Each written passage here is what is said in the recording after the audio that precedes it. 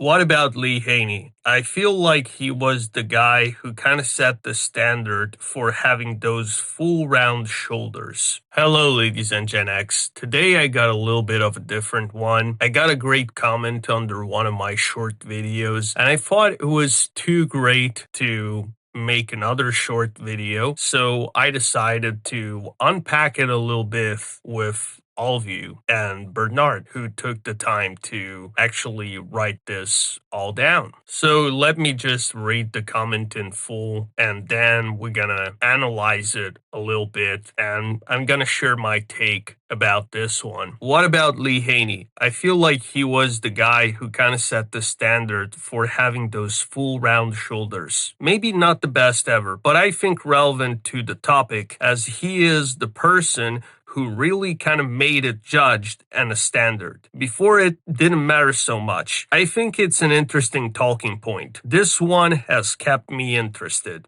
Great stuff, Luca. Well, first things first, obviously for the fifth time, thanks for your comment and the effort to write this all down. I really appreciate it. It makes me make more videos and keep this whole thing going. So if you can like, share, comment, and subscribe, it would be actually awesome. I really do not like to ask for this stuff, but seriously, it would be actually great. Now I'm going to analyze the statement and share my take. And mind you, I'm not a bodybuilding judge. I'm just a certified coach. All of this stuff is my opinion, is my take. Other people can have different ideas. As far as the first part of your comment, I think there's a bit of an issue, at least for me, because saying that Lee Haney set the standard is a little bit odd, considering the fact that you had other guys like Matt Mendenhall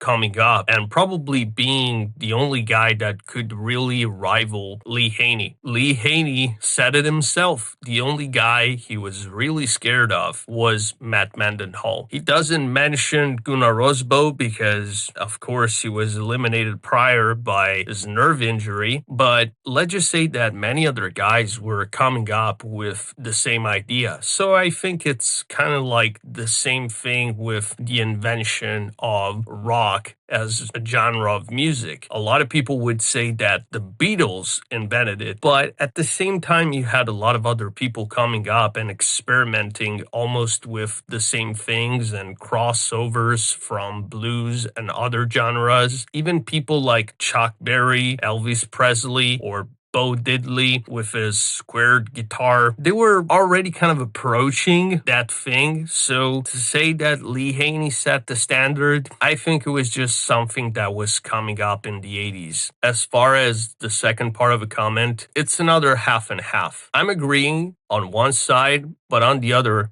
I think there's something to be said or highlighted about shoulders. It's not that shoulders were not judged before Lee Haney or before the 80s. It's just that they were judged in the context of width. If you think about it, we really noticed this one with guys like Steve Reeves. Steve Reeves was considered to have big shoulders, but when you look at his delts, they are nowhere near bodybuilders today, including some natural ones or guys that were not using a ton of drugs like Don Howorth. Probably Lee Haney popularized the whole thing because he won a ton of Mr. Olympias, but it's not like he was the only one that was actually doing the thing and even doing it before. So I would say this is a 60-65% agreement with your comment, and I hope you like this little short analysis or this short thing right here. Thanks again for your comment, and thanks everybody for your support, and see you soon.